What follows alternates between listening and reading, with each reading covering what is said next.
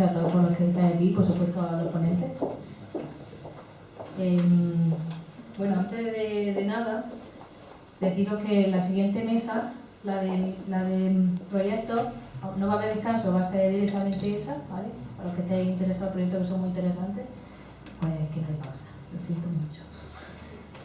También si ahí tenéis lo de control de asistencia, por los que queréis certificado de asistencia, que firméis al final de la jornada y si podéis quedar para luego hacer una foto ahí súper guay de todos los ponentes, pues estaría también muy bien. Y eso, que si me queréis no irse, que todas las ponencias son muy interesantes y también un poco de respeto mutuo a los compañeros, y por compañerismo, valga la redundancia, pues estaría guay que nos escucháramos todos y todas. Bueno, pues en primer lugar tenemos a Pablo Barruezo Vaquero y David Laguna Palma. Pablo Barruezo Vaquero está terminando su grado en Historia y está especializándose en la interesante arqueología del paisaje, ya te preguntaré. Y luego tenemos a David Laguna Palma, que él sí que se ha graduado ya en Historia, está haciendo el máster en Arqueología, aquí por la UGR también. Y bueno, te está especializando en historia antigua, dejémoslo en el ámbito de Egipto, para no decir mucha parafernalia, que no me quedo con ella. Y bueno, nos van a hablar de conjuros mágicos y la construcción de lo supernatural en la mentalidad del Oriente Próximo antiguo. 2 puntos. Una lectura multidisciplinar de los textos sagrados. Cuando queráis. Muchas gracias. Yo voy a hablar adelantado, que creo que se me escucha, ¿no? Vale. Pues lo primero de todo agradecer a la Universidad de Granada y al comité organizador de las GIDES por aceptarnos y por estar aquí. Sé que ha sido una labor bastante difícil el organizar todo esto, así que nuestro agradecimiento para todos ellos. Y dicho lo cual, voy a pasar ya a hablar del interesante mundo de los conjuros mágicos y cómo a través de ellos podemos obtener información no solo ya del mundo mental de estas poblaciones, sino también de problemas propios de su época.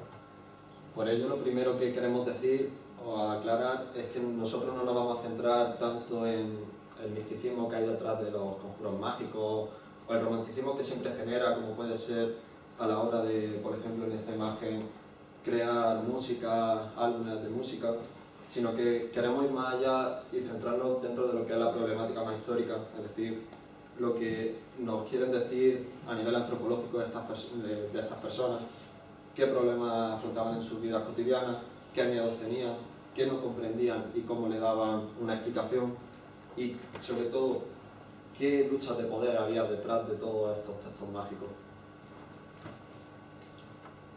Antes de pasar un poco a hablar de lo que viene a ser religión, magia y textos mágicos, voy a hacer una muy breve contextualización de lo que es el espacio y el tiempo.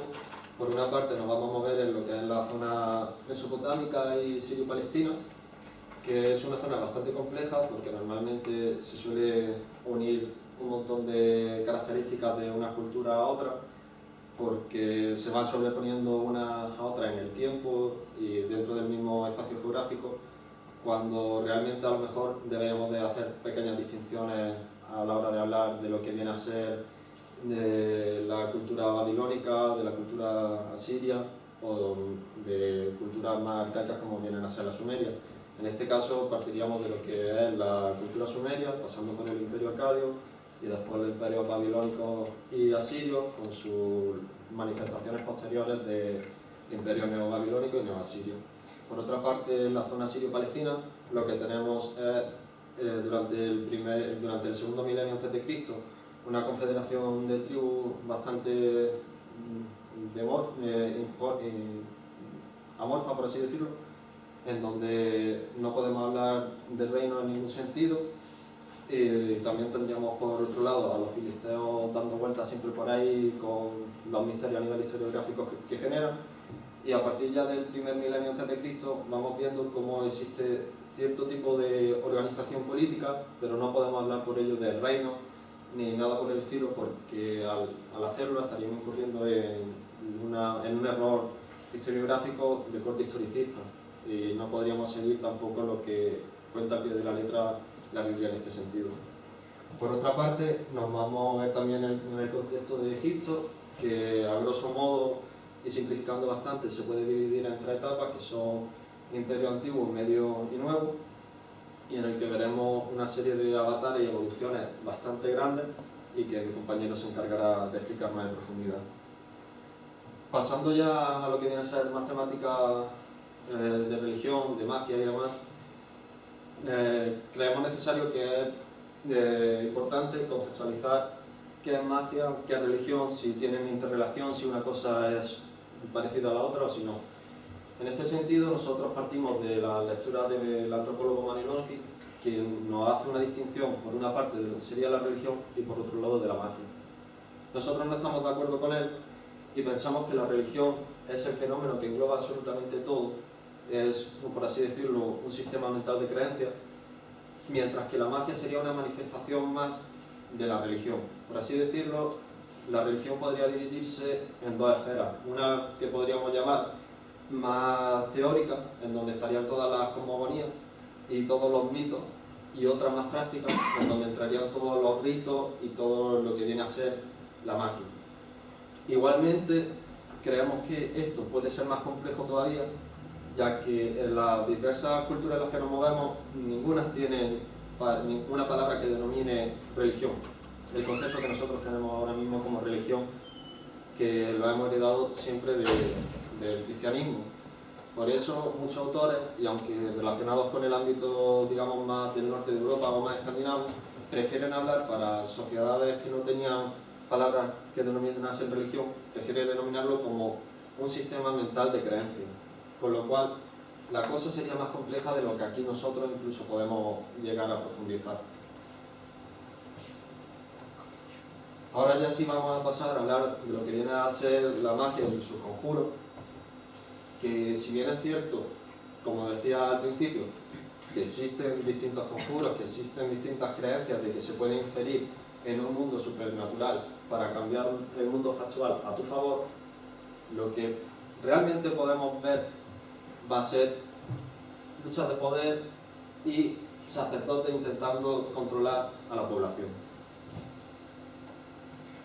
Por una parte vamos a hablar de Mesopotamia, en donde tenemos que hacer una distinción al menos dual en cuanto a los milenios, ya que en el tercer y segundo milenio antes de Cristo veremos 4 tipos distintos de conjuros o tipos de magia, que sería, por una parte, el conjuro destinado a la legitimación, es decir, en donde el sacerdote estaría arrojándose poder desde los propios dioses para ser él el que es el único capaz de hacer magia, con lo cual estaría excluyendo al resto de la población que no pertenece a la casta sacerdotal.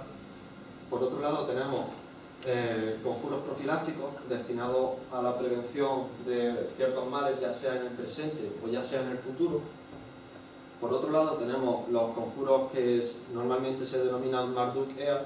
Marduk-Ea son 2 dioses distintos, donde Marduk es el hijo de Ea, y vemos cómo el sacerdote se arroja el papel de Marduk pidiéndole a Ea, su padre, que le arroje el conocimiento suficiente como para realizar los conjuros que se predispone a realizar. Con lo cual volvemos a ver que existe como un cierto discurso legitimador que hace que sea el sacerdote y no otra persona el que pueda realizar los conjuros. Y finalmente tenemos los conjuros de bendición, que son conjuros que normalmente se dicen para legitimar no ya tanto a la persona que va a realizar el conjuro, sino los instrumentos posibles con los que puede ayudarse esa persona. Pero sin embargo, a partir del primer milenio hay una cierta reordenación o un cierto cambio que viene muy también en relación con el cambio de dominación política que existe en la zona mesopotámica, en donde vemos sobre todo que surge con fuerza el imperio babilónico. De tal forma, los 4 tipos de magia que antes veíamos se redistribuirán en 2 tipos. Por un lado, los Maklu, que están intencionados para un tipo de magia oficial que iría contra la magia no oficial, contra la magia negra, contra los hechiceros, es decir, contra toda persona que no es sacerdote, pero es capaz de realizar magia. Y por otro lado estaría los Urku, que son contra todos aquellos males desconocidos, contra todos los miedos que se puede enfrentar una persona día a día, pero que no sabe cómo afrontarlo y solo es capaz de recurrir a ellos mediante la magia.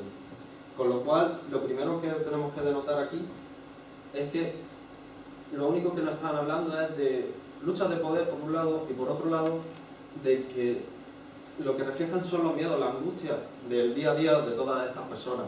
De hecho, normalmente los demonios se suelen agrupar en torno a ciertos grupos y suelen tener nombres tipo quebrantahuesos, tipo dolor de espalda, porque son aquellas cosas que día a día se enfrentaban pero que no eran capaces de explicar de una forma racional.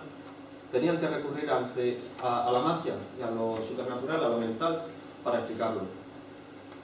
Y por otro lado, que no venga aquí, vemos que cuando domine la zona el Imperio Asirio, cambiará un poco este tipo de magia más hacia lo que es la adivinación, en el sentido de que el rey le pide a los sacerdotes que realice ciertos conjuros, ciertos ritos, capaz de adivinar y augurar un futuro bueno para el Imperio Asirio, legitimando así el propio poder del imperio y del rey.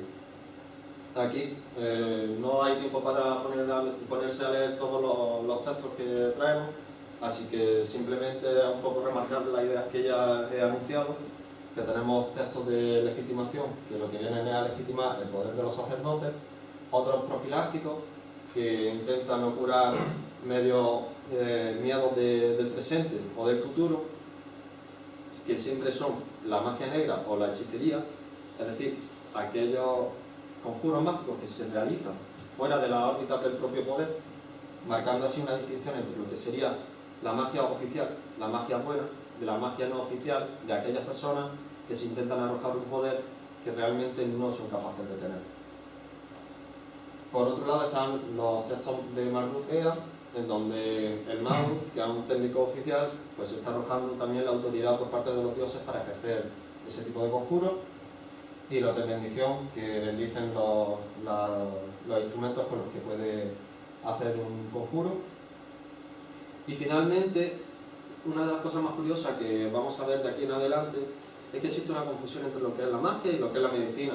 No son capaces de ir como ahora hacemos nosotros al médico: mira, me duele la cabeza, ¿por qué tómate este remedio contra el dolor de cabeza? No, ellos recurren siempre a lo místico.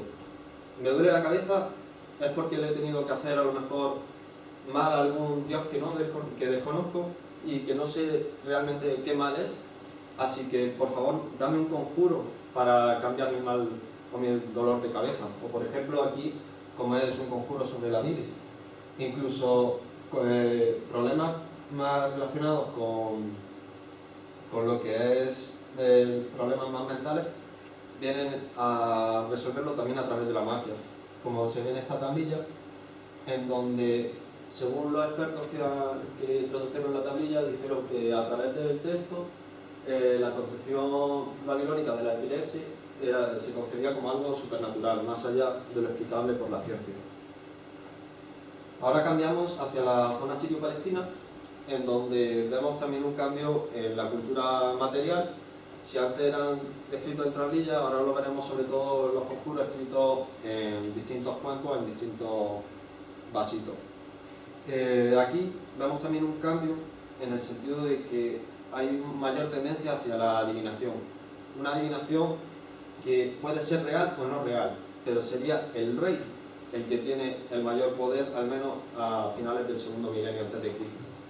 Y sería el rey y su familia los que, sobre todo durante ciertas noches del año, realizarían cánticos hacia los muertos para obtener buenos augurios en el futuro. Y esto también se plasma a través de la nigromancia, es decir, a través de la adivinación mediante las vísceras de animales muertos. Tanto es así que incluso se han encontrado pequeñas réplicas materiales de vísceras de animales en donde están inscritos distintos conjuros que legitimarían un buen porvenir para este pueblo. Aquí volvemos a ver lo mismo, que existe una simbiosis entre adivinación y nigromancia. Y aquí es también algo bastante innovador con respecto a la zona mesopotámica. Si antes veíamos que existían conjuros profilácticos para prevenir de los males del presente o del futuro, aquí incluso vemos que existen conjuros que intentan inferir en el propio pasado para el presente y el propio futuro que sean buenos. Por lo cual vemos aquí una mayor preocupación no solo ya por aspectos presentes o del futuro, sino incluso como una concepción del mal que ya has causado previamente y de lo que te puede causar en tu presente y en tu futuro. Y volvemos a ver exactamente lo mismo, una confusión entre magia y medicina. Hasta tal punto que, avanzando ya más en el tiempo, en el primer milenio, vemos como hay inscripciones en arameo que ya empiezan a hablar de un dios que se escribe parecido a Yahvé. Están pidiendo que se cure un mal de una persona que es un mal médico normal a través de la propia magia. Y como veremos un par de diapositivas más para adelante, esto tendrá una continuación en la conformación de la propia Biblia incluso. Como es aquí, donde vemos que en el Levítico ya, a pesar de lo que pudiéramos creer, sigue existiendo conjuros mágicos y no se prohíben en ningún momento. Sí es cierto que los profetas hablan de que lo recomendable sería seguir las propias palabras de los profetas en vez de recurrir a la magia. Pero hay casos como el de Isaías en que en ningún momento tacha la magia como de algo extraoficial o como de algo que no está prohibido. Por lo tanto, a partir de la época del Segundo Templo, lo que vendríamos a ver sería como que la magia se quedaría entre un limbo entre lo que sería lo permitido y lo no permitido. Bueno, yo intenté ser un poquillo más rápido porque sé que la hora es muy mala y si no también mi amiga de aquí me va a empezar a regañar ya. Yo voy a dar una breve pincelada hablar del Antiguo Egipto, cosas muy genéricas pero que siguen en la misma línea de lo que mi compañero habló. Lo primero, el Antiguo Egipto, lo que está claro, no hay separación entre magia y religión. Si me ponéis más, no hay separación entre religión y política.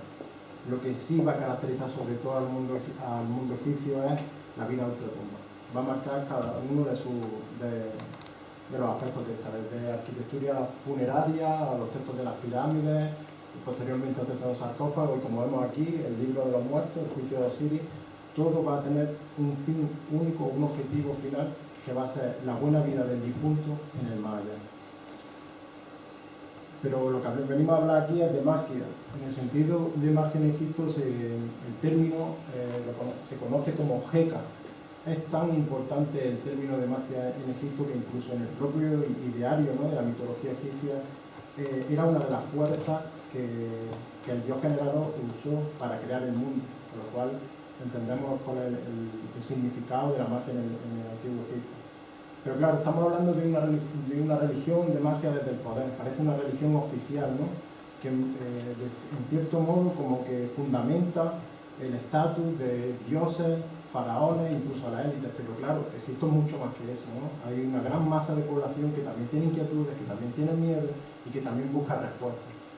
Y creo que esa religión oficial no va a cubrir eso. Entonces vamos a ver cómo surgen otros tipos de magia, desde oráculos, conjuros de diversa índole, la medicina, que igual que ha dicho mi compañero, también los límites van a ser difusos, ¿no? Y sí es cierto que va a haber un gran desarrollo, como veré un poquito más adelante, pero también va a existir la magia relacionada con la medicina y veneración de diferentes dioses, ¿no?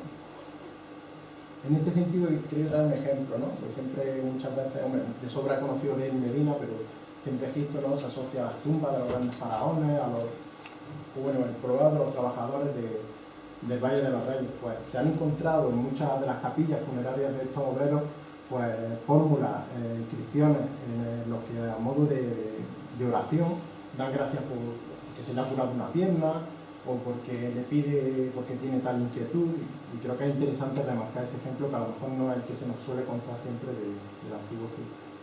En ese sentido, pues podemos englobar el papel que tiene la magia. No quería decir como tipos de magia, porque la magia es la magia en Egipto, pero qué papel desempeña en cada función. Pues ya hemos visto funeraria, ¿no?, relacionada con el mundo de ultratumba. Magia ritual, la que se hacía sobre todo en los templos. Y una magia, hemos dicho, como diaria, ¿no?, por decirlo de alguna manera, que es esa magia de día a día, de la persona de calle que tiene una serie de inquietudes, que recurre, que está enferma, ¿no? Y vamos a ver cómo existen ese tipo de me conjuro. En este sentido, como decía, los papiros, hay sobre todo 10 papiros médicos muy famosos, muy conocidos, en los que, aunque la medicina en el Antiguo Egipto está muy desarrollada, podemos llamar incluso como si fuera un método científico, porque de verdad había verdaderos tratamientos y había, pero siempre se mezcla con la magia. Y como demuestran dos de los papiros, de los 10 que he mencionado, muy famosos, como el papiro mío y el papiro de Onza, donde se habla de curarse para dolor de espalda, pues te toma esto, hace esto y también le reza o hace este ritual para lo otro, ¿no? Y vemos como no existe esa separación en este sentido. Pero también en algo tan curioso y tan atractivo, ¿no? del Antiguo Egipto, sobre todo del reino antiguo y de transición del reino antiguo al reino medio, como los textos o instrucciones sapienciales, ¿no? Textos que son filosóficos, ¿no? Donde el hombre se hace preguntas, como veremos más adelante en la conferencia del compañero, ¿no? Reflexiona de su vida, ¿no? O incluso en un discurso tan racional y también hay lugar en parte hacia la magia. Porque, por ejemplo, en las instrucciones de Merical, que es como el testamento que le lega el faraón a su hijo y los consejos que le da para un buen gobierno, le dice que la magia ha sido dada por los dioses a las personas para su autodefensa. Eso sí, dice, el que tiene el poder de hacer la magia es el faraón y son los sacerdotes. Por lo tanto, vamos a ver cómo el templo va a ocupar un eje central en este mundo religioso o mágico-religioso y los sacerdotes. Tal es así que, buscando realmente un ejemplo muy representativo de esto, he querido traer a Amenhotep III o a Amenofis III, como se le conoce también, faraón en el Reino Nuevo, siglo XIV, a mediados del siglo XIV. Llegó un momento que, más que emprender, porque viene desde su padre, lo que hace es efectiva una revolución, ¿no? Cambia su nombre por el de Akenatón y pasa a llamarse el significado útil Atón o agradable Atón y hace una reforma religiosa. Algunas de las características, como sumo sacerdote, el Atón, bueno, no las voy a leer, las tenéis ahí, pero cambia todos los ámbitos. Lleva la capital a otro sitio, hasta ese momento estaba en Tebas, y se la lleva a otro sitio, cambia el culto. No podemos hablar de monoteísmo porque hay cierta, pero sí intenta como acaparar el poder, sobre todo porque a partir de ahora el Atón se manifiesta a través de su figura y la figura de su familia, con lo cual hay una unión, una separación, una unión entre ambos. Y yo me pregunto, ¿es un conflicto religioso o un conflicto político? Porque hablamos de que hay un momento en Egipto que poco a poco los templos y los sacerdotes van acaparando mucho poder económico, poder político y de todos los niveles. Entonces yo digo, me pregunto, ¿un conflicto religioso o un conflicto político? Yo creo que hay unas imágenes que lo representan y que explican muy bien. Algo tan tópico como ver una imagen de las pirámides, nos encontramos en el Reino Antiguo y dice, ¿cómo no son capaces de hacer eso? ¿Cómo el faraón? Esa monumentalidad está asociada al faraón. El faraón tiene el poder de hacer eso, el poder político y el poder económico. Pero es que lo que pasa es que Egipto es la cultura que más extensión tiene en el mundo, entonces tiene mucha evolución. Y lo que vamos a empezar a encontrar es que la monumentalidad va cambiando y se asocia ahora a los templos y a los sacerdotes. Ahí tenemos Luxor en Tebas. Qué curioso, ¿no? En Tebas, ¿no? ¿Por qué Akenatón saca su capital de Tebas, ¿no? También vemos Karnak, impresionante. Toda la monumentalidad está ahí. Entonces, lo que a mí me hace reflexionar sobre esto es, quizá Akenatón, es difícil decir un motivo, ¿no? Quizás fueron muchos, pero quizás lo que buscaba es que en este instante el clero de Amón en Tebas tiene muchísimo poder político, económico, incluso al tener el poder político y económico también tiene al ejército. Y él lo que hace es cambiar una capital, cambiar el culto, porque lo que estamos viendo es una maniobra política. Era un breve ejemplo para que entendáis que muchas veces detrás de las creencias, de los ritos, de todo, pues hay una explicación antropológica, pues, y hay una serie de necesidades que al final transforman en manifestaciones culturales. Y con esto ya unas breves conclusiones. ¿Cómo vamos de tiempo? Ya vamos por 40 minutos ya por lo menos. Pues lo diré muy rápido. Básicamente lo que vemos es que la magia, lejos de lo que a lo mejor pudiéramos pensar en ciertos lugares, se extiende por todas las zonas que hemos visto. Es un fenómeno común a todas estas culturas. Por otro lado, vemos cierta contraposición de pensamiento dentro de las distintas culturas. Si bien en Mesopotamia vemos que existe una preocupación por el presente o por un futuro más o menos próximo, pero dentro de esta vida, si nos vamos a la zona sirio-palestina, lo que estamos viendo es una preocupación por el pasado, por el presente, por el futuro y tal vez por una vida del más allá, aunque no se queda claro, pero parece que existe una concepción temporal mucho más patente de lo que vemos en Mesopotamia. Los miedos se extienden no solo a lo que va a suceder o está sucediendo, sino también a lo que ya ha sucedido. Y en Egipto lo que estamos viendo sobre todo es que, aparte de los males del día a día, existe también una preocupación por el más allá muy importante, con lo cual son ciertas diferencias que nos hablan de que un mismo fenómeno común a toda esta zona tiene distintas derivas. De tal forma, al final lo que estamos viendo es que todo el mundo, por lo general, creía en el más allá, en lo supernatural, en aquello que no podían ver, que no podían tocar, pero aquello que les daba un sentido a su propia vida, aquello que les daba la respuesta a lo que desconocían. Y por eso sus ideas son tan importantes, comprenderlas desde un sentido no solo místico, sino antropológico, en lo que hay más allá del misticismo. Y por esto mismo, como dominan la mentalidad en todas estas personas, los grupos de poder se pelean siempre por controlar el tener el mayor poder, es decir, el poder ideológico, porque si controlan la ideología de las personas, controlan a estas personas. Y por lo tanto lo que estamos viendo son luchas de poder entre personas. Y finalmente, como dice Gideon Boja, lo que vemos es una continuación de la magia en época bíblica, en la Biblia, y que en época posterior se transformará en algo parecido como puede ser la Cábala. Por lo tanto, vemos que es una influencia que viene ya desde el pasado y que, lejos de lo que pudiéramos pensar de que ciertas prácticas con el cambio al judaísmo se abandonan, perduran en el tiempo. Y dicho lo cual, muchísimas gracias por ver.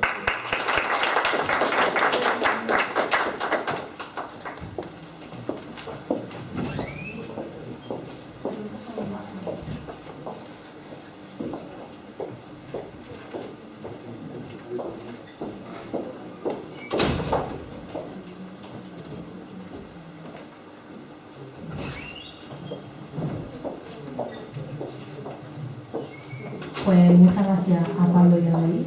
Ha estado muy interesante, incluso más que la arqueología del paisaje.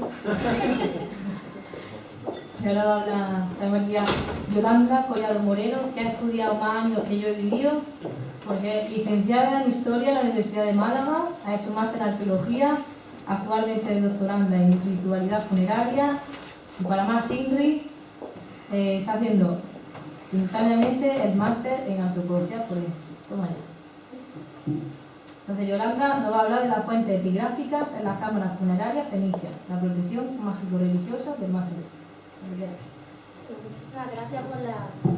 Muchas gracias por la presentación, gracias también a todos los asistentes por haber venido un día tan especial como hoy, y por supuesto gracias también a la organización por contar conmigo hoy para estas conferencias. Yo parto de la tesis de la arqueología de la muerte y bueno, la muerte en general siempre, ¿se me oye bien? ¿Sí? Siempre ha sido uno de los temas que más ha preocupado al hombre a lo largo de su historia. ¿Por qué? Bueno, pues desde un punto de vista biológico estamos limitados, tenemos una finitud y eso hace que lleve al hombre a buscar una serie de respuestas que den lugar a su continuidad en un nuevo mundo, en un más allá. Eso lleva, por tanto, que la muerte no solamente se entienda desde ese punto de vista médico, biológico, sino que también sea entendida desde un punto de vista cultural. En ese sentido, pues, en los contextos de estudios fenicio-púnicos, pues, a la hora de conocer todo lo que sería la relación de la mentalidad religiosa, las creencias y todo el mundo místico relacionado con la muerte, pues está en cierta medida limitada a los contextos arqueológicos, porque a nivel epigráfico se conservan muy poquitos restos, ahora veremos algunos, y a nivel arqueológico pues también, ¿no? Porque desde anteriormente a los años 50 muchas necrópolis pues se excavaban sin tener en cuenta muchos datos que a día de hoy son importantes para la reconstrucción de toda lo que serían las sociedades antiguas.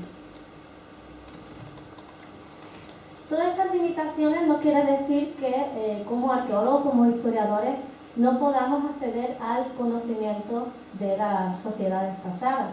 Sí que podemos, aunque tenemos que tener en cuenta esa serie de limitaciones y bueno, intentar englobar el máximo posible de información que tenemos a nuestra medida para intentar que sea lo menos sesgada posible. Como decía, pues bueno, no tenemos muchas fuentes epigráficas directas, por desgracia, pero sí que es cierto que conocemos una gran parte de lo que sería toda la mentalidad relacionada con el mundo de la muerte gracias a los textos cananeos de Ras Sagan. Gracias a esto podemos saber que los fenicios, los púnicos tenían una mentalidad dual del alma. Ellos creían que por una parte el nefes, una parte del alma permanecía para siempre en la tumba y por otro lado la otra mitad del alma del individuo, la rúa, pues ascendería al mundo de ultratumba a través, pues como vemos aquí, de una especie de pilares estelas, de unas columnas que irían hacia ese cielo, ese mundo de ultratumba. Bueno, en este contexto, si tenemos en cuenta que el alma, una parte de ella siempre permanece en la tumba es la residencia permanente de ese individuo, con lo cual es el elemento más importante de proteger. Así que en estas sociedades eso lo llevarán a rajatabla. Se tendrá un gran respeto por todo el mundo de los difuntos y después veremos que realizarán toda una serie de mecanismos para salvaguardar esas almas del expolio, del ataque, del que le mueva de su lugar de descanso. Pero los difuntos también formaban, a pesar del respeto que se le tenía, formaban una parte activa dentro de la sociedad. ¿Por qué? Porque la sociedad participaba de los ritos, todos los ritos funerarios, como desde ya en un momento en el que el individuo fallece, pues se realiza toda una serie de tratamientos hacia ese cadáver. El cadáver se limpia, se purifica, se perfuma, se le atiende de manera especial, se colocan unas vestimentas concretas, una serie de amuletos que le protejan. Una vez que el cadáver ya está preparado, también hay que preparar el ambiente donde estará ese cadáver, la sepultura. También se perfuma, se hacen libaciones que pueden ser de aceite, de vino, de agua. Y luego se pasa a colocar por fin el cadáver dentro de la sepultura y a cerrarla definitivamente con una serie de piedras o de tablones vegetales y luego siempre una gran losa que permitiera que no se pudiera volver a abrir. Es verdad que en los casos de los hipogeos sí que encontramos reutilizaciones. Muchas de ellas se ha afirmado, por ejemplo María Eugenia Ubet, como reutilizaciones de índole familiar. En otros casos sí que es verdad que en ciertos momentos más concretos, por ejemplo el siglo V antes de Cristo, parece que existe en algunas necrópolis como Islas de las Palomas o Tubicherdu alguna sobrepoblación que lleva a que se reutilicen muchas sepulturas y vemos algunos casos en los que los elementos de ajuar son apartados hacia la esquina y los difuntos anteriores son colocados directamente sobre el suelo. Por otra parte, aquí tenemos un ejemplo de lo que serían los banquetes funerarios. Una vez que muere el difunto, es también común que se hagan una especie de esos banquetes funerarios en los que incluso estaría presente de alguna manera ese espíritu del difunto. De hecho, pues bueno, se piensa que al menos una vez al año harían algún tipo de ritual, por lo que toda la sociedad iría participando de forma activa, de generación a generación, en todos estos rituales. Bueno, pasando propiamente a algunos de estos elementos epigráficos, lo encontramos sobre todo en zonas de piedra, por ejemplo en las grandes losas que cubrían las tumbas, los hipogeos, pero también en los elementos que se le colocaban cerca. Por ejemplo, las estelas, que a veces solían estar próximas a esas tumbas como elementos de señalizaciones, lo cual por una parte hace mención a la memoria del difunto, Pero por otra parte, aunque señala un territorio vinculado a una familia, porque ahora veremos que tienen su genealogía, pero como digo, aunque vincula un territorio o un espacio funerario a una familia, también son motivos de que sean visibles y de que también fueran motivos de expolio. Bueno, pues muchas de estas epigrafías nos dan una información muy valiosa. ¿Por qué? Porque presentan genealogías que en algunos casos pueden llegar incluso a una sexta generación. También esta genealogía, como aparecen todos los nombres, a través de la raíz, si es una raíz griega, por ejemplo, pues nos da bastante información sobre el origen para estudiar la etnicidad de estas poblaciones. Algo que en estos contextos, pues bueno, es especialmente importante si tenemos en cuenta todo el movimiento de poblaciones que hay en el Mediterráneo.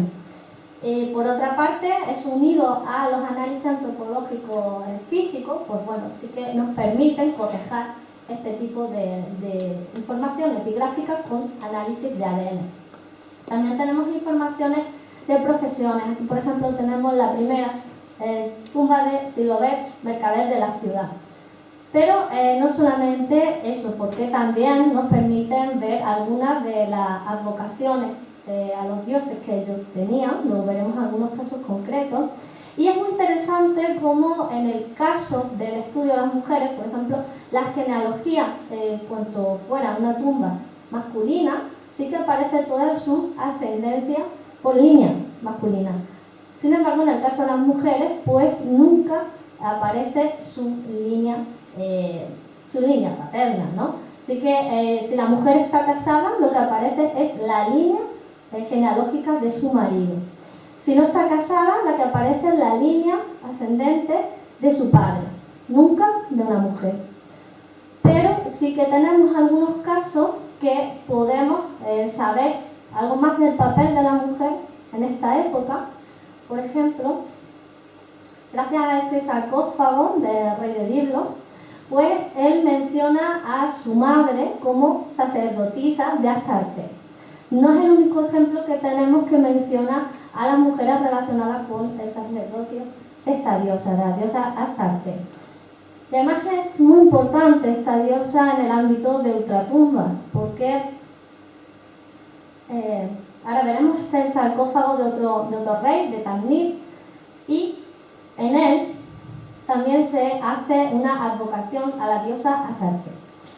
Este sarcófago es especialmente curioso porque, bueno, como ven, tiene una iconografía que, para evitar que sea expoliado, pues bueno, maldice a todo el que intente violar su lugar de descanso. Y eso sí es curioso, especialmente si tenemos en cuenta que él mismo estaba reutilizando un sarcófago egipcio. Con lo cual, bueno, yo si utilizo, no utilicen ustedes los míos. De hecho, en algunos casos, pues incluso se llega a aludir a que no tienen ningún tipo de riqueza a su alrededor para evitar así que ya fuera expoliado en la antigüedad. Bueno, decía que Astarte, que tiene una relación muy importante con el mundo de ultratumba, y eso lo vemos gracias a la mitología, al papel que tiene Astarte en relación a la resurrección de Baal. Baal es engullido por Mot. Mot es el dios de la muerte, de hecho la palabra Mot significa muerte, y es salvado, es traído de nuevo a la vida gracias a la intervención de Astarte. Por eso digo que es una diosa que tiene mucha relación con ese ámbito de ultratumba y que vemos muy relacionada también en numerosas estelas funerarias. Por otra parte, ahí he dejado la inscripción de abajo, una inscripción de lamento. No sabemos hasta qué punto los fenicios tenían un concepto de duelo. Sí que es verdad que tenemos, por ejemplo, esa inscripción lamentando la muerte de Baal, y también tenemos en el sarcófago de Airam, otro rey, que aparecen una serie de escenas de plañidera. Así que, bueno, algún tipo de sentimiento de dolor sí que se debería de tener con la muerte. Y bueno, aquí tenemos más ejemplos de cómo si los difuntos son molestados, pues te podían condenar. Las fórmulas realmente son bastante repetitivas, suelen representar siempre los mismos esquemas, la misma organización. Hay veces incluso que se refieren al propio violador de la tumba, como a quién o el hombre que intente, ¿no? Se pone la acción de violar la tumba expresamente y la condena. Algunas condenas, pues bueno, son muy variadas, pero desde enfermedades, plagas, que se queden sin agua, hasta que se quede sin sepultura. Esta es una de las condenas más graves que te podía caer, precisamente por ese elemento que comentaba, ¿no? Esa idea de que el alma del difunto siempre permanece en la tierra, en la sepultura. Pero bueno, esta maldición no solamente te podía caer a ti, porque también le podían caer a tus hijos y a los hijos de tus hijos, o sea que es algo bastante temido. Este tipo de miedos también se ven documentados por Diodoro en el asalto de los cartagineses a la ciudad de Agrigento, y que bueno, para asaltar la ciudad destruyen la necrópolis y desatan toda una serie de plagas y de enfermedades. Aquí tenemos más ejemplos, ¿no? Que pene sin agua el que profane esta tumba, y seas quien sea, encuentre este sarcófago o no lo abras y no me moleste, puesto que no hay plata cerca de mí, no hay oro cerca de mí, ni ningún objeto de precio, lo que comentaba. También hace referencia a los refranes. Los refranes formaban parte del mundo de ultratumba, eran unos espíritus, pero unos espíritus de cierta importancia, porque ellos estaban ligados sobre todo al rey. El rey tenía una posición muy importante, como en el caso anterior que hemos visto, no solamente desde el punto de vista político, sino también desde el punto de vista religioso, porque administraba también el papel, la posición más importante del sacerdote. Entonces, eso le llevaba a intentar legitimar ese papel, incluso una vez posteriormente a su muerte. Bueno, Ana María Jiménez Flores dice que la sepultura es el lugar más interesante para estudiar las sociedades antiguas, y voy acabando ya. Y bueno, evidentemente pues hemos visto como ahí la verdad es que se relaciona todo lo que sería el contexto de la vida de las poblaciones antiguas y parte de su ideología, aunque estamos limitados a ese registro material. Las necrópolis pues intentarían hacer todo lo posible porque estuvieran lo más ocultas. El acceso era muy complicado, en algunos casos estamos hablando de pozos de bastantes metros. Tendrían también algunos genios protectores, como psicopompos también, que actuarían en ese tránsito de protección al más allá. En algunos casos también se han documentado perros o caballos a la entrada de estas tumbas, que también se han relacionado con esa idea de protectores que acompañan al difunto en su viaje al más allá. Y bueno, pues como ocurría también en el caso anterior, en el mundo fenicio púnico, magia, religión, ¿dónde está la frontera? No está la frontera, porque todo está relacionado, y a su vez también está relacionado con la legitimización política. Así que bueno, esas son un poco mis conclusiones. Siento haberme pasado de tiempo y muchas gracias por vuestra atención.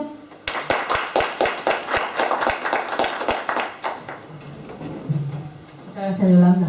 Perdonad que me siento muy mal pasando esto, pero es que si no... Bueno. Ya he repartido del texto que voy a hablar, para que lo tengáis, de recuerdo, unos ojillos. Pablo, por favor. Bueno, mientras te voy presentando. Pues nos va a hablar ahora Juan, que Juan ha estudiado aquí en la Universidad de Granada, ha estudiado el grado de Historia, ha hecho un máster en Arqueología, también la CPU en Prehistoria y Arqueología, y ahora su tesis va sobre relaciones de poder en el reino antiguo egipcio. Y bueno, nos va a hablar sobre la disputa de un hombre con su soledad y desesperación. Así que cuando esté listo. Muy buenas, gracias a los presentes en un día tan festivo. Deciros que es mi cumpleaños, porque estos regalos, ¿no? Y que para mí es un placer venir a soltaros mis rollos, porque es un tema que gusta, es un tema que creo que es interesante Y básicamente lo que os propongo es un viaje hace unos 3 milenios, más o menos, al siglo XVIII, XVII a.C., al Reino Medio, de la mano de un texto. Este texto tiene un calado profundo, como iremos viendo. Bueno, esto es un poco el índice de... Este texto forma parte de los llamados papiros de Berlín. Los papiros de Berlín son un compendio de papiros, de documentos que se encontraron en una necrópolis menfita, la de Sácara, allá por el mediados del siglo XIX, y que acabaron en el Museo de Berlín y en el papiros de Berlín. El uno es alemán, me niego a decirlo. Y en este compendio de papiros encontramos tratados médicos. De hecho, uno de ellos es la única mención más antigua a un test de embarazo en la antigüedad. También tenemos textos, papiros matemáticos de interés. Tenemos también textos literarios. De hecho, la famosa obra de Sinué está en este compendio de papiros. El compañero ha mencionado unos papiros, unos tratados médicos, ha hablado de dos, pues del resto muchos forman parte de estos papiros. Pues yo me voy a centrar en uno de estos papiros, en el 3024, llamado el papiro de Berlín, lógicamente porque le pone el nombre.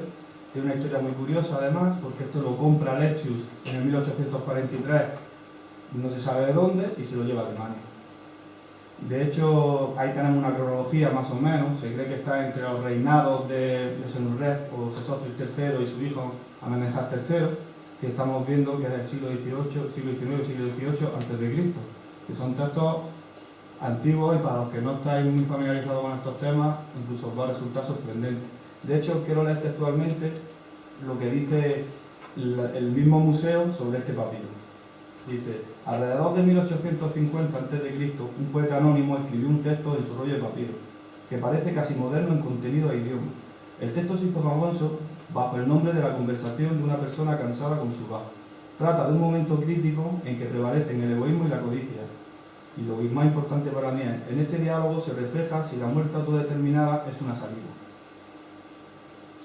Para entender un poco la dimensión de este texto y lo que conlleva, he hecho un pequeño estado de la cuestión, ahora sí, muy liviana, lo entiendo necesario, pero tampoco me voy a parar. Voy a mencionar 4 aspectos, quizás los autores más interesantes o que aportaron más sobre la investigación de este texto. El Lebensmut es como se le llama el texto en alemán. De hecho, es el que está cansado de la vida, más o menos. La investigación se divide en 2 periodos muy importantes. El primer periodo sería desde mediados del siglo XIX, que es su descubrimiento, hasta mediados del siglo XX, y el segundo periodo sería de mediados del siglo XX hasta principios del siglo XXI. En esta primera parte pues tenemos al amigo Lepsius, que es el primero, el que lo compra y el primero que hace un facsímil. No se mete mucho en traducción ni en interpretación, pero el primer facsímil que se publica sobre este texto lo hace él. Después tenemos ya a finales del siglo XIX a Gastón Maspero, que es el primero que lo menciona. De hecho, el primero que se mete de lleno a su traducción. Él dice: un diálogo filosófico entre un egipcio y su alma, donde se aplica para demostrar que la muerte no asusta al hombre. Esto después será muy matizado.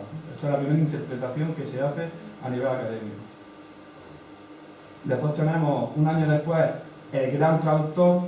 Después, las ideas que plasma este hombre serán muy repetidas hasta la actualidad, y después de este hombre se harán las grandes traducciones de textos. Estamos hablando de que este está en 1896 más o menos, es un facsímil grande de 10 placas, donde los pone todo, y él dice: es la historia de un drama autobiográfico que sugiere las tendencias suicidas del autor. Esto queda estigmatizado en el texto, y de hecho actualmente todavía algunos investigadores siguen diciendo que es un texto sobre un hombre que se quiere suicidar. Y es un tema complejo y que cuesta, es un lastre casi para la investigación. No por ello no valoramos su labor. Después tenemos un movimiento sobre todo estos 3 grandes hombres que transforman todo. Es decir, lo que se da en el segundo periodo de investigación lo hace a través de ellos. Uno es Brister, Gardiner y Seth. Esta gente lo que consigue es darle una redimensión al texto y empezar a enfocarlo hacia un tema filosófico y religioso. Todavía muy en pañales, pero ya intenta ver que eso es algo más. En la actualidad pues hay dos vertientes, básicamente los dos pilares. Uno es de la de Miriam Lindstrom, que mejora con creces las traducciones anteriores, pero bebe de ellas. Desde la óptica de las nuevas investigaciones, sigue pensando el texto desde la misma perspectiva que ellos, pero con una calidad ya de traducción notable.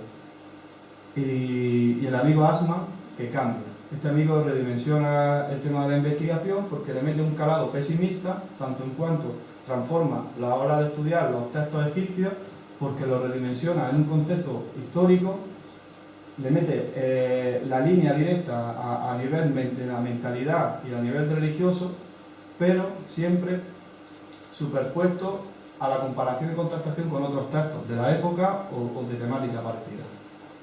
Tenemos también, bueno, ahí no está, pero tenemos a Bolshakov en línea de Assmann, tenemos los trabajos de Hornung, un poco entre los dos, y los trabajos de Brigitte, que es de la que he copiado de su tesis doctoral, he sacado lo que os he dejado, al menos la traducción, que ella, su tesis es de teología y es una tercera vertiente, que es la vertiente teológica. ¿Qué es la disputa de un hombre con su paz? Básicamente, el texto es un hombre que está cansado de la vida. Se siente perdido, no se identifica con su realidad y está solo y desesperado. Está siempre quejándose, anhela la muerte. No la muerte en plan suicida, sino la muerte en plan que le venga cuando le tenga que venir, pero que cree que ese paso será mejor. Porque lo que encuentra en la realidad no le satisface, no se siente identificado. El va, que ahora explicaremos un poco qué puede ser el va, harto de escucharlo, le dice, mira, si vas a estar así te abandono, me voy. Eso llena de terror al hombre, porque si lo abandona, hace que el ser, que ahora explicaré el concepto de ser, del yo egipcio, sería la aniquilación total. Entonces dice, no te vayas, quédate, dame tiempo. Y el va le dice, pero ¿qué te voy a dar tiempo? Si pensar en la muerte y en el entierro es triste, disfruta de la vida. Tú disfruta de la vida, no piensas en estos temas. Tú vive la vida y no te quejes de ella. Si de todas maneras los que mueren, da igual que mueran al borde del río, devorados por un animal, que tengan una tumba de granito, si al final van al mismo sitio, están en el mismo lado. El hombre les pone, el ser, el hombre que está en lamento, les pone su forma diciéndole, pero es que vivo en un tiempo en el que se valora solo a la gente mala, se han perdido las tradiciones, no puedes confiar en tu amigo, tu familia no te quiere, no se respeta los valores, no se respeta nada. Y al final consigue convencerlo para que el va se quede con él. Ese es básicamente el texto. Consta de 6 discursos, bueno, de seis discursos, tipo diálogo, 3 del hombre y 3 del va, 3 peticiones, oraciones, pleitos. Básicamente, no me quiero parar mucho en esto porque lo tenéis ahí tampoco, pero cómo está compuesto, ¿no? El primer discurso del va que está incompleto, el del hombre, en plan, las canciones que son poemas, que es lo que el hombre alega, que eso es algo atemporal. Me gustaría que lo leyerais en otro momento, porque veréis que es un texto atemporal en ese sentido. ¿De qué se queja el hombre? Podemos quejarnos, sentirnos identificados con esas quejas. ¿Qué es el ser en Egipto? En el antiguo Egipto. Pues mira, el ser es un compendio de diferentes constituyentes o aspectos y que deben de estar en armonía. Estos son el jet. El jet es el cuerpo físico, es lo que veis. Sería el cuerpo. No está vivo, es un continente. ¿No? Esto contiene. Después, este cuerpo, cuando se abandonan los demás constituyentes, se queda vacío, se pudre. Pues hay que conservarlo. Lo convertiríamos en el Har, en el cuerpo momificado. Después está el Sahu, que es el cuerpo espiritual, que es un compendio con un poco de todos los demás.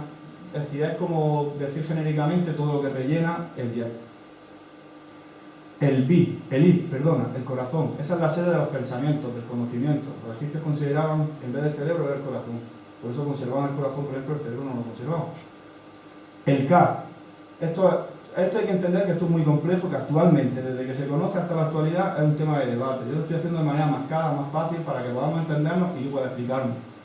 El Ka es la fuerza vital, es tu doble, es tu genio, es lo que te diferencia del otro.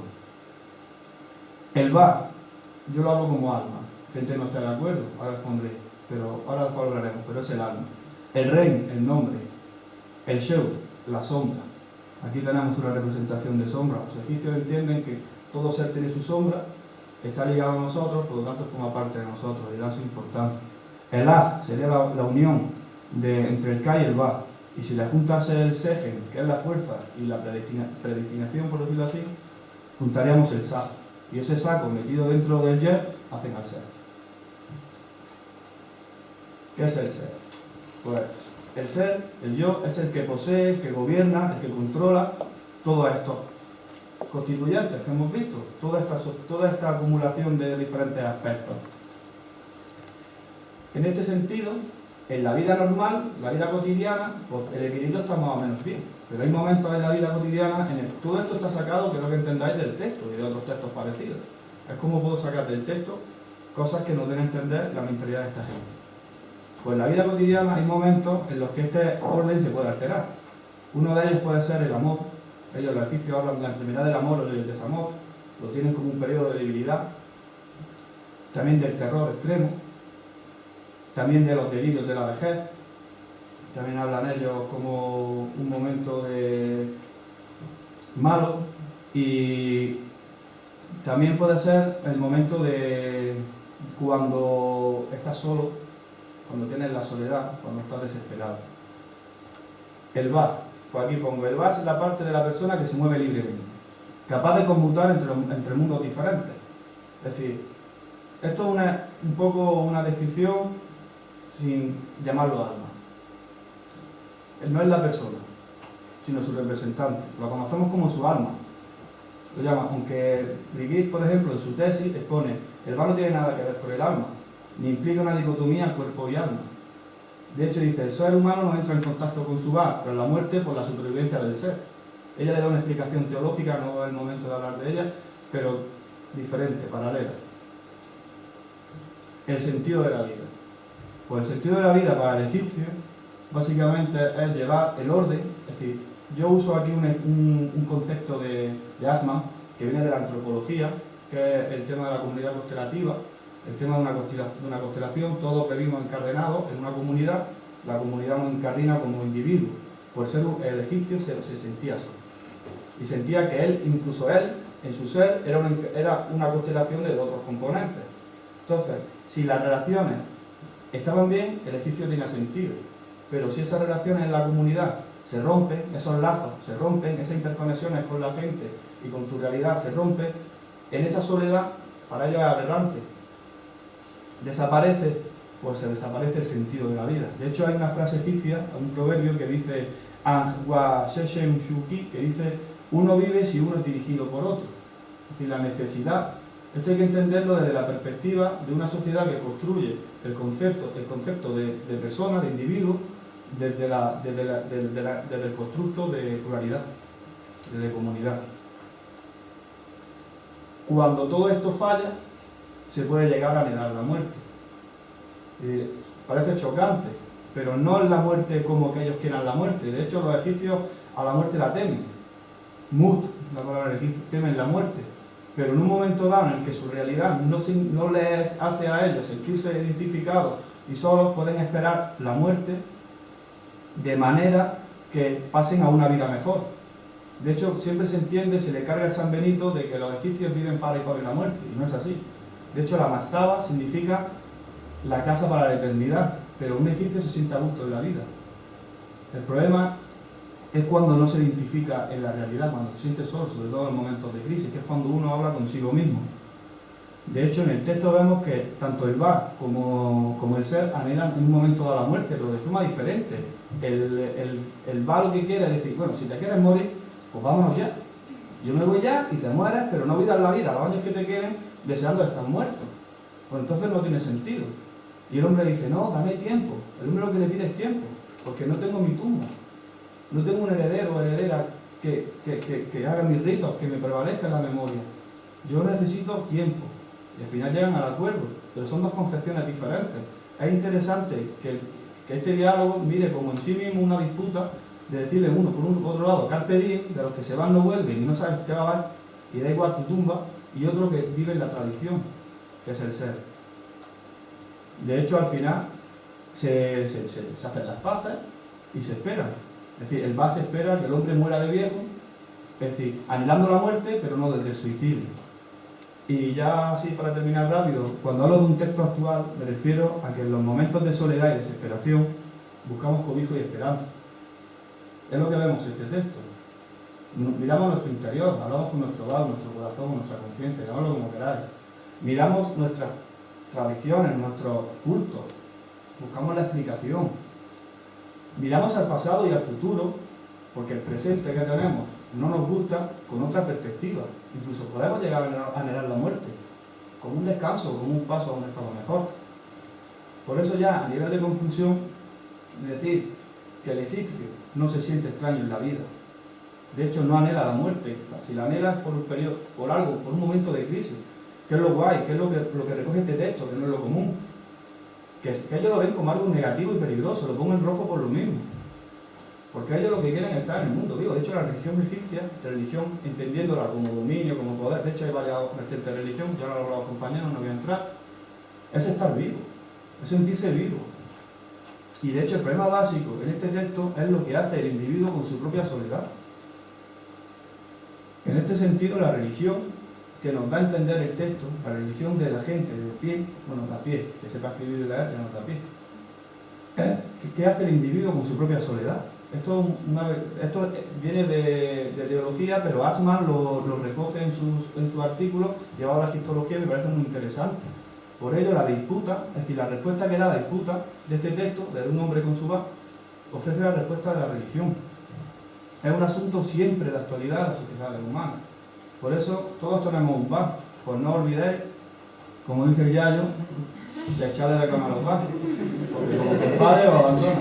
Bueno, aquí tenéis un muy breve, y si queréis, ahí tenéis mi correo. Muchas gracias.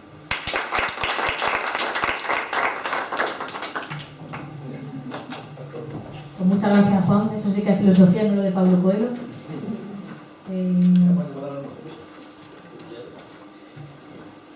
Ahora tenemos a David Sierra Rodríguez, que también es graduado en Historia por la UGR y está haciendo, bueno, o lo has hecho ya, lo has hecho ya, el máster en Historia Antigua por la Autónoma de Madrid, y bueno, tu campo es la Grecia arcaica, ¿no? Pues David nos va a hablar sobre la religión como arquitectura de la primera filosofía, Anaximandro y las cosmogonías. Muchas gracias, y tanto a ti como al comité organizador por aceptar mi propuesta. Y espero que os guste a todos y que os haga reflexionar. Como bien me han presentado, voy a hablar de cómo se interrelacionan la primera filosofía, la filosofía presocrática, en la figura de Anaximandro y la religión. Para ello, primero voy a introduciros a Anaximandro, luego voy a hablar de su texto, que es la Cosmogonía, qué hay de religioso en este texto, en la Cosmogonía, y por último quiero reivindicar a este filósofo, que yo no lo considero un teólogo, sino vamos a ver cómo relacionamos estas cosas y cómo lidiamos con esto, ¿no? Bien, estamos en Mileto, en el siglo VI a.C., como veis es un espacio, ¿no?, dentro de un espacio privilegiado entre Grecia, Turquía, Chipre, el sitio de Palestina, Egipto, etcétera, etcétera, que os tenéis más cercano, entre Grecia y el Asia, está en lo que se denomina hoy el Asia Menor, ¿no? la zona de Grecia de la costa este de Turquía, oeste de Turquía, perdón. Mileto es una ciudad aristocrática, comercial, que tiene, precisamente por su posición privilegiada, va a tener una cantidad de contactos inmensos. Además va a estar tanto bajo el reino libio como bajo los persas, etcétera, y eso va a hacer que todo este tipo de pensamientos confluyan en una misma ciudad. Anaximandro, según algunas fuentes, vivió entre el 611 y 602, al 547 y 546 a.C., y forma parte de la escuela de filósofos de los físicos, como lo denominaba Aristóteles, de Mileto, junto con Tales, que sería el primero, luego Anaximandro y luego Anaxímenes, serán los tres primeros que filosofarían, ¿no? Parece que hizo un libro, que no es demasiado seguro, y lo interesante es que este libro lo publicaría, o sea, esto es muy griego, lo depositaría en el ágora para que fuera objeto de debate, ¿no? También parece que hizo un mapa, pero bueno, esto es lo que dice gente posterior, ¿no? Y luego Anaximandro solo nos ha dejado una cita. Que sepamos de él, solo tenemos una cita. Todos los demás de teosografía son autores posteriores, como Aristóteles o Simplicio, que nos hablan de él. pero citas literales que no es una frase, no tenemos más de él. Entonces Anaximandro crea un sistema entero, un sistema filosófico de una calidad para mí inmensa, en el que él habla, o sea, una cosmogonía, cómo se forma el cosmos, ¿no? Y él habla de un principio que es el apeiron, que os pido que lo recordéis a lo largo de la conferencia porque es súper importante. El apeiron es, en griego lo pongo aquí, la alfa privativa, y luego peirar, que es frontera, o sea, sin fronteras, es algo ilimitado, indefinido. No es infinito, eso ya es de matemática avanzada, pero es algo indefinido, por así decirlo, y esto es su principio. O sea, aquí empezó todo, en el apeiron, no empezó en el agua, como decía Tales, no, en una especie de masa, de algo sin fronteras, etcétera, etcétera. Entonces, de esta masa inicial, que será esférica como la Tierra y no tendrá suspensión, es una innovación de Anaximandro, o sea, la Tierra no tiene que estar sujeta por nada, sino que está suspendida, ¿no? Se dice que se forma una especie de masa que tiene todos los elementos dentro. Los 4 elementos son calor, frío, seco, lo seco y lo húmedo. Todo está ahí mezclado y llega un momento en el que se separa. O sea, coge y se separa del apeiron y entonces se forma el cosmos, ¿no? Se forma el mundo tal y como lo entendemos, el universo, ¿no? O sea, se empieza desde una neutralidad que es el apeiron y de allí salen los contrarios, ¿no? ¿Por qué son contrarios? Porque se equilibran. O sea, evidentemente el agua, Anaximandro pensaba, el agua no puede crear el fuego, ¿no? Es evidente, pero ahora bien, por ejemplo, el sol puede secar un río, se evapore, pero luego una vez se evapora vuelve a llover, o sea, hay un equilibrio entre los contrarios, ¿no? O sea, uno mata a otro, pero el otro mata al otro de nuevo. Entonces, aquí este señor, que os pongo aquí, Cornforth, que es un filósofo, un historiador de la filosofía para mí excelente, ¿no?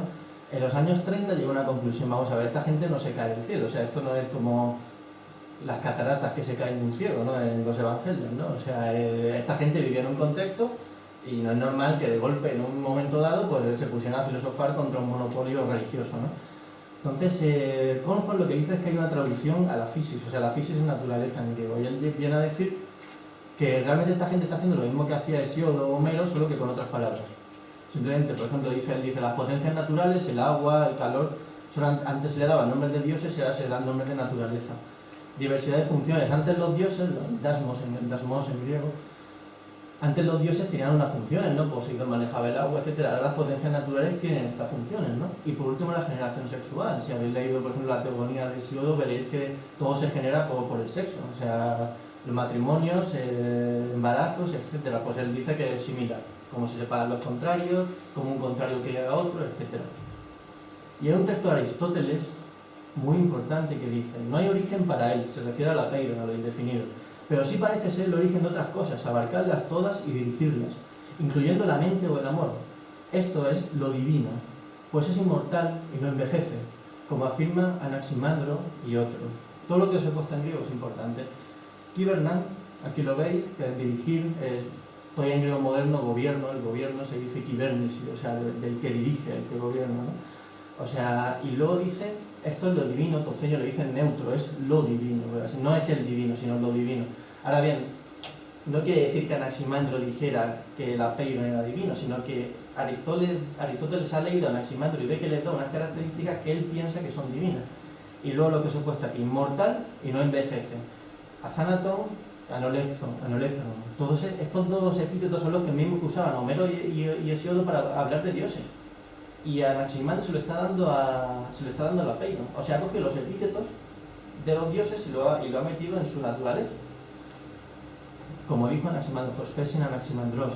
Entonces, ¿qué quiere decir esto? Que el apeiron de Anaximandro tiene cierto componente religioso y divino. Por más que él no pensara que fuera un dios, Ojo. O sea, porque un dios dirige, incluso la mente y el amor, como dice aquí, un dios no envejece y un dios es inmortal. Ahora bien, ¿qué hay detrás de todo esto, según mi consideración? A ver, tenemos un problema con Grecia, yo creo que muy grande, que es esto que nos cuenta en el Instituto en Filosofía de lo del paso del mito al logos. Bueno, ya os voy diciendo que es falso. Entonces, esto viene de un alemán, Wilhelm Nestlé, que escribió un libro en los años 40, era muy cercano al nazismo, llamado Vom Mythos zum Logos, o sea, del paso del mito al logos. Y él viene a decir que se pasa de una sociedad bárbara, como aquí veis, es el vaso del Louvre del siglo VII, a una sociedad letrada, aquí Sócrates encarnando al logos, etcétera, etcétera, ¿no? Entonces, y os he puesto este cuadro de David, de la ilustración, porque os digo que el paso ermitaluegos es una creación de la ilustración, básicamente. Es un proyecto de la ilustración para ver la razón occidental cómo surge aquí, ¿no? Y además es lineal y es colonial, porque hace que Egipto y Mesopotamia queden como bárbaros en ese sentido. Cuando la religión, cuando esta parte de que era una cuestión de 4 personas en toda Grecia, la religión dice, la religión estaba en todos lados. Por ejemplo, Bremer, que es un historiador de la religión, dice, la religión en Grecia estaba totalmente incardinada en la sociedad. Ningún ámbito de la vida carecía de aspectos religiosos. En semejante ambiente el ateísmo era simplemente impensable. Y no había ni siquiera palabra para definir la religión. Estaba tan metida que no se podía definir. ¿Qué creo yo? Que realmente aquí lo que hay es un pensamiento sin garantía.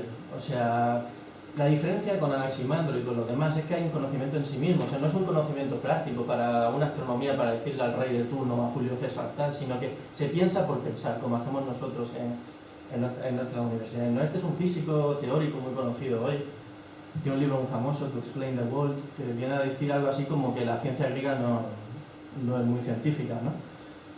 Estoy de acuerdo, pero no quiere decir tampoco que sea religión. Entonces, ahora explicaré bien esto bien. Pero, por ejemplo, la naturaleza va en el centro, o sea, se pone la naturaleza, ya no son agentes externos, ya no son dioses los que hacen las cosas, sino que es la naturaleza, el de dentro. Se permuta el origen y lo presente. Antes Hesíodo decía, los dioses al principio crean tal y por eso somos nosotros así. No, ahora Anaximandro y esta gente está diciendo, no, nosotros somos así ahora y en el pasado eran igual. O sea, hay invariabilidad de las cosas. Y lo no perceptible, esto en física, el apeiro no se percibe. El apeiro de Anaximandro no se percibe. Esto es esencial en física. No es el agua que se ve o algo así. Es algo indefinido, ¿no? Algo que no se ve. Nuevo orden cósmico impersonal. O sea, ya no son dioses. Ya son potencias naturales. Y no hay, el orden cósmico no lo crea Zeus después de una batalla, sino que es invariable, siempre ha sido así. Y se hacen preguntas como esta, ¿cómo funciona? ¿De qué está hecho? ¿Cómo cambia el universo? Aquí Guthrie, que es un historiador de la filosofía también, que yo creo que es el que mejor ha concebido la filosofía griega y ya se hacía estas preguntas respecto a los presocráticos. Y no solo con religión, o sea, con justicia y política también. O sea, por ejemplo, la única frase de Anaximandro que os he citado antes que tenemos es esta. Las cosas mutuamente serán justa retribución por su injusticia. O sea, Anaximandro para explicar cómo los contrarios, porque un contrario, lo que os he dicho antes, ¿no? Por ejemplo, el fuego daña el agua, pero luego el agua daña el fuego, está explicándolo con un pensamiento político, con un lenguaje político. O sea, no está diciendo el calor daña el agua, sino lo está haciendo con injusta retribución, diken, que es justicia en griego. Y lo dice, porque cada uno de los contrarios comete injusticia sobre el otro. O sea, el calor daña el agua y el agua daña el fuego. Está cometiendo injusticia sobre el otro. Y lo dice, catatogreon, todavía greon es injusticia, deuda, todavía en Grecia, hoy día todavía la deuda pública se llama greos. O sea, es una especie de injusticia, por así decirlo. Entonces, ¿qué quiere decir? Que el régimen de la ciudad, el régimen de la polis que se crea en Grecia, es solidario con los principios de los presocráticos. El cosmos es algo ordenado y bello en este sentido.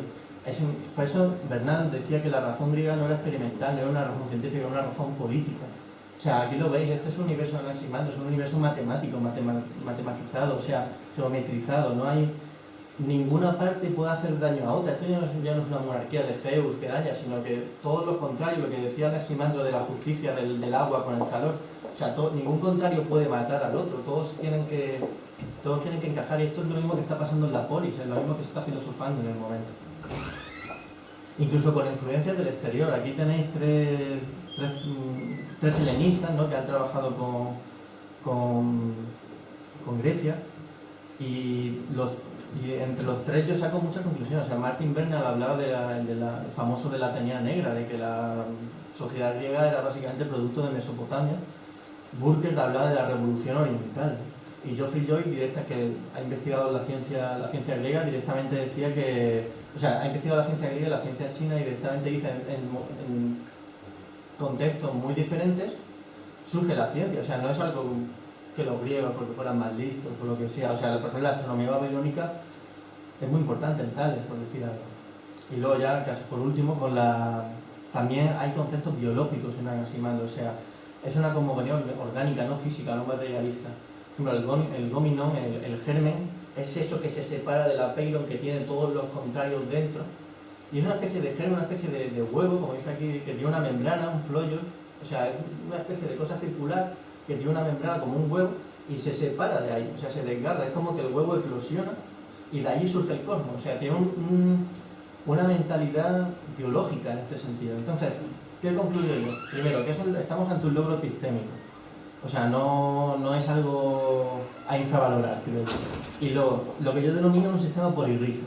O sea, ¿qué es polirrizo? Polirrizo en filosofía clásica se denomina a los verbos que tienen distintas raíces en griego. O sea, la filosofía en Grecia surge por distintas raíces. Primero por una especulación filosófica, luego por la religión, que es lo que he intentado traeros aquí. O sea, que esta gente no era como nosotros, que decían, no, religión no. O sea, de hecho, el conflicto entre religión y ciencia es del siglo XIX, no es anterior. El propio Newton hacía cuestiones de religión también. Entonces, yo creo que hay una combinación entre filosofía, religión, biología y política para filosofar al principio. Y todo esto es lo que hace Maximandro un pensador tan versátil y tan inteligente. No se cerraba, él no se cerraba en su especulación, sino que intentaba coger de todos lados. Y por último, ya para concluir, como última conclusión, la religión en la sociedad antigua, que yo creo que es esencial para cualquiera de aquí que haga historia antigua o que le interese la historia antigua, yo creo que es absolutamente esencial nunca dejar el tema de la religión, ni siquiera en Grecia. O sea, está en todos lados, ni siquiera tener un concepto para definirla de lo incardinada que estaba la sociedad. O sea, era algo que se asumí sin más. Nadie se planteaba, hombre, es verdad que Platón y Aristóteles tienen tratado sobre los dioses, pero nadie se planteaba separarlo del resto de la sociedad en ese sentido. Pues esto es todo y muchas gracias. Muchas gracias. Ahora, si queréis, subir por aquí todos los que habéis hablado y abrimos un turno de preguntas breve. Por cierto, me da a mí una hoja de cena sobre la moderadora, que fuerte, por cierto. Juan, tiene menos vergüenza.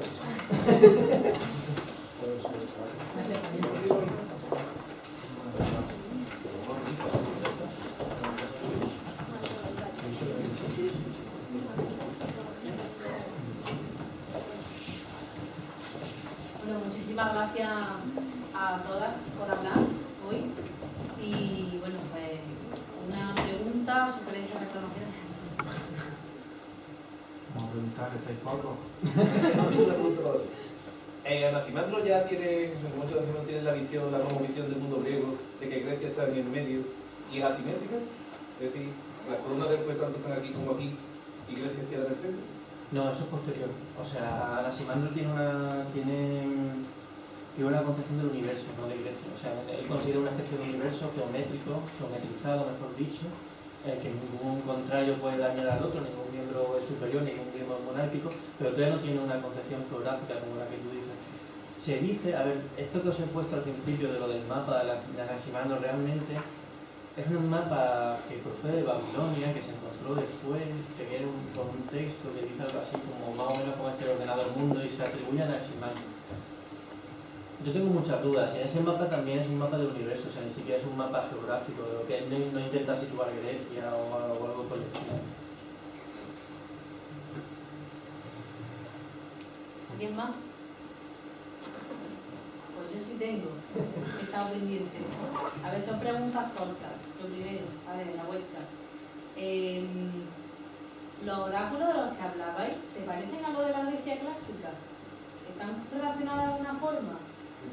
Yo creo que el problema es que nos llega una imagen muy mitificada de todo este tipo de prácticas y de, por supuesto que tienen que tener raíces comunes porque las prácticas al fin y al cabo tienen cosas en común, pero yo creo que tenemos una imagen muy tergiversada y como siempre es un mundo iniciático, secreto, es difícil que podamos profundizar y conocer realmente como la persona. Yo pienso, la lógica induce a pensar que sí tenían que tener elementos comunes, pero creo que dista mucho de la imagen de tanto misticismo, tanto que la verdad.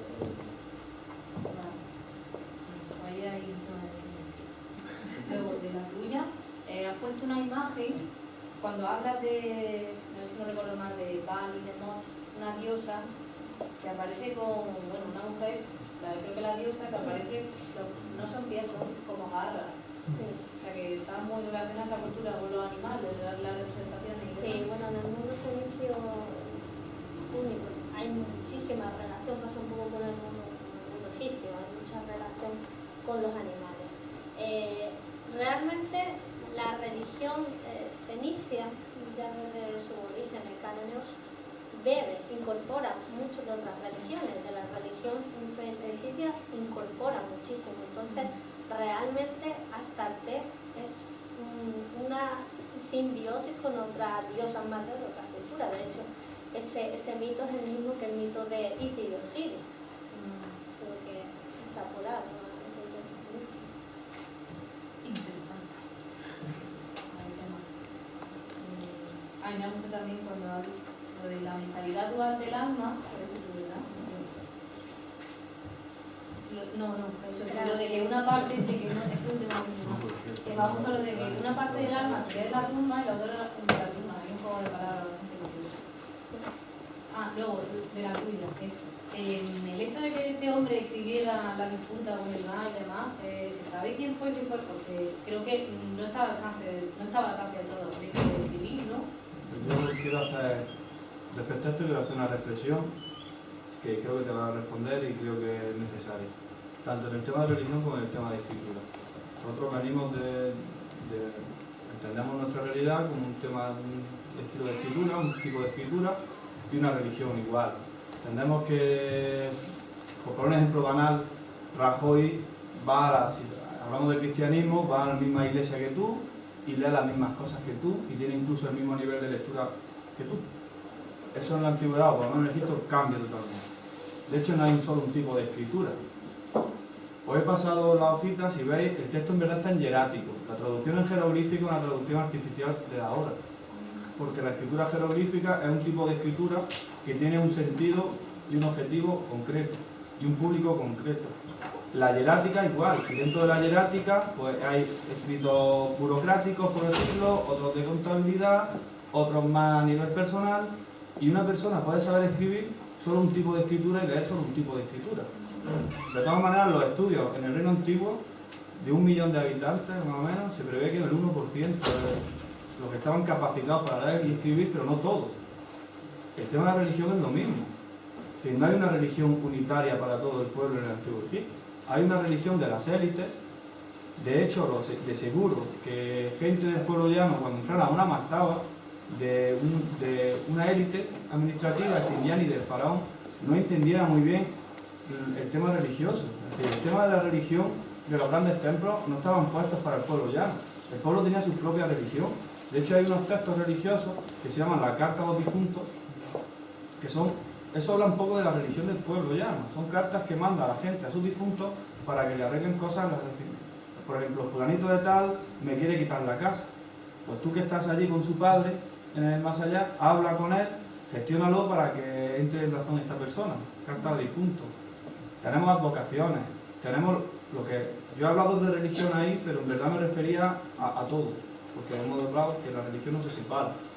Entonces, en este sentido, este hombre no se sabe si es un hombre o una mujer. También hay que hablar que la escritura no está escrita al hombre. De hecho, ni los altos cargos. Tenemos a Nebet y hace poco encontramos otra tumba de un... Es decir, Nebet fue una visir, es decir, una presidenta del gobierno, por decirlo así, se han todas las diferencias. Es decir, estamos hablando de que muchas cuestiones de género, muchas cuestiones de religión, un tema de escritura, somos presencialistas, ¿no? Le metemos actualismo, le metemos desde nuestra óptica, que es donde tiene sentido el pasado ahora mismo, ¿vale? Pero intentamos encajar nuestro rol y no se puede hacer. El dualismo que habla la compañera es parte esencial no solo de esa zona, sino en general de las culturas en la antigüedad. ¿Por qué preservan el cuerpo los egipcios? Lo preservan porque saben que si eso se desaparece, se rompe el equilibrio. ¿A dónde vuelve? No hay continente, ¿a dónde vuelve? Igual que el tema de la tumba. Quizá porque el primer cuerpo que dejaron en la arena se momificó y dijeron, ostras, vamos a mejorar la técnica, quién sabe. Pero son cosas que están ahí y que nosotros normalmente mitificamos, pero no nos paramos, incluso a nivel de investigación que estoy hablando, no nos paramos a pensar. Esta gente sabían escribir, sí, pero ¿qué escribían? ¿Todo el mundo escribía lo mismo? Cuando yo era escriba, ¿qué hacía? Pues si yo contaba ganado, solo hacía un tipo de texto para contar ganado y solo sabía leer texto de contar ganado. ¿Y mi religión era la misma que el faraón? Seguramente no. De hecho, yo tenía otro tipo de religión. Es decir, estamos hablando de religión como concepto actual. Hay diferentes ritos, diferentes conjuros, diferentes comunidades, como has dicho tú, de pensamiento, ¿no? que están a diferentes niveles. Es decir, el faraón tiene su religión y su escritura. Entonces, con todo lo que me has dicho, tu opinión personal, ¿qué tipo de persona ha podido escribir ese texto? una persona de la élite en un periodo, en el primer periodo intermedio, en un periodo donde su sistema de vida se rompe, una persona dedicada seguramente al gobierno central y que se da cuenta de que aquella gente que estaba en su círculo, que no eran nadie, ahora son algo, y los que antes eran algo, ahora no son nada. Que el campesino o el ganadero, que no era nadie, ahora es el poderoso, porque es el que puede alimentar a su gente, y ya no tiene la protección de un gobierno central. Por lo tanto, yo creo que es como estos nobles en la Revolución Francesa, que escriben unos tratados cuando ya no son nobles y están viendo que van a quemar le van a cortar la cabeza y van a quemar su casa, y escriben hablando del final del mundo. Pues en ese momento de crisis. Actualmente encontramos casos, sobre todo en gobiernos centroafricanos, de gente que estuvieron favorecidos por las colonias y actualmente no. Y este tipo de textos, hablando de diferencias muy parecidos, que causan guerras civiles, que causan lo de Ruanda. Es decir, es un texto imperecedero, es un momento de crisis, un momento de soledad, en los que tú te recoges en ti mismo, que se puede hacer esa lectura, que es la que quiero traer, que la veo más productiva, o del ámbito peligroso, que se acaba mi sistema de vida, se acaba mi forma de vivir, y entiendo de que por lo tanto muerto estaría mejor. Sí, yo creo que es una persona de la élite. Muchas gracias. ¿Alguien más?